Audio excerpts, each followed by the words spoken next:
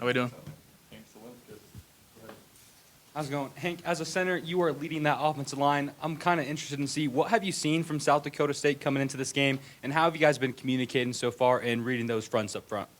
Yeah, so I'll start by saying that North Dakota State, they're a very storied program with a lot of history. They've won a lot of games. They've won a lot of games against some great schools. So, they have that mentality where they're going to come in. They don't care who they're playing. They're going to play their butts off. So we're getting ready for a physical game. But I think Coach Shermer, Coach Phil, the rest of the staff put together a great plan.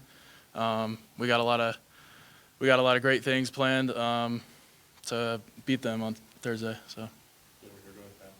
Hank, Pat Grams, Associated Press. Offensive line, I'll tell you, is under the microscope, and probably more than any other position. How do you think you have come together, that line? How do you guys develop that chemistry, and what do you think of it so far? Yeah, I mean, it's easy to develop a chemistry when you got a lot of like-minded individuals. Everyone came in the spring and in the summer. We all knew that we had to improve upon last year, and we got a lot of guys who want to win and want to do great. So because of that, we were able to gel well, and I think we got some great chemistry going into the season. Hank, how are you? Troy Finnegan, CU Sports Report. You're kind of the rock in a group with a lot of moving parts around you this year. Does that have you become kind of a leader in that room, and what does that look like with you taking in a bunch of new guys under your wing? Yeah, I mean, kind of like I just said, with a lot of like-minded guys, we got a lot of leaders in the room. One day someone might be picking up the slack and motivating guys, and one day it might be someone else. So I feel like as a center, I'm got a lot of responsibility with play calls, but the guys next to me, they got just as much responsibility with leading and taking us to where we want to go. You were originally recruited by a different staff to come here, and Coach Prime just said, sitting right there, that you didn't flinch when that changed. My question is why? I would just say I really just bet on myself. I know who I am. I know I work hard, and when all that change was happening back when I was still in high school, I kind of just put my nose on the grindstone, kept going, and really just bet on myself. Follow-up is the relationship between a quarterback and a center is really important. How would you describe your relationship with Shedeur? Yeah, I'd say we have a really good relationship. We're always, bouncing ideas off each other. When we come off the field in practice, we're always talking about what we saw, what we need to fix, what worked well. So I feel like we're developing a really strong relationship. I saw a clip that was posted to follow up on that question of him really encouraging you to use your voice and, be that leader that we're talking about here. Have you been forced almost in a way to grow up this summer, just getting ready for this full-time opportunity now? I mean, I'm not a freshman anymore, so I don't got time to be, timid or quiet. I'm as I play more college football, I got to step into that role. And I mean, that's just how the game works. So I can't shy away from it. I just got to do my thing.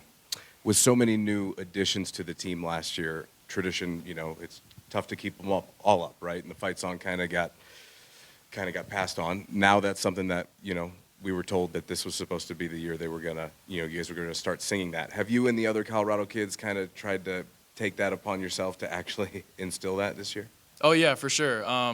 Coach Prime, we had a team meeting a couple weeks ago where we practiced the fight song a couple times before we started it. So we've really been working on kind of connecting our culture with the campus culture.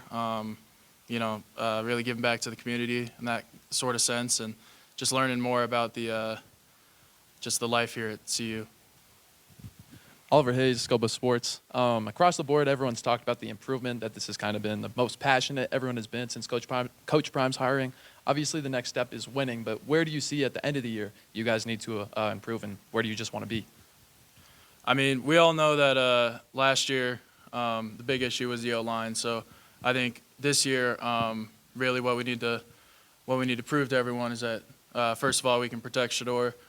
Second of all, we can run the ball. So I think we got a lot of guys, like I said, a lot of like-minded guys who really are passionate about it. So I think we're going to have success in doing that this year.